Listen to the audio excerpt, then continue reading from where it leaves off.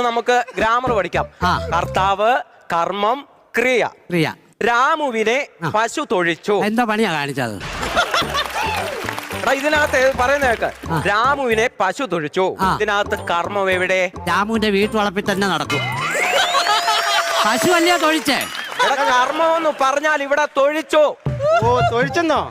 എടാ പറഞ്ഞു മനസ്സിലായോ? ഈ തൊഴിക്ക് പറയുന്ന കർമ്മം എന്നാ. അപ്പൊ ഞങ്ങളുടെ വീട്ടിൽ മിക്ക ദിവസം ഈ കർമ്മം നടക്കാറുണ്ട്. അച്ഛൻ പണിയും കഴിഞ്ഞിട്ട് അങ്ങ് കർമ്മം ചെയ്യും, അമ്മയും കർമ്മം ചെയ്യും. കർമ്മത്തിന്റെ ബഹളം ഇവരോട്. ഇനി ആഗസ്റ്റ് 15-നെ കുറിച്ച് ഒരു 2 വാക്ക് പറയടാ. ആഗസ്റ്റ് 15 മമ്മൂട്ടിയുടെ പടമാണ്.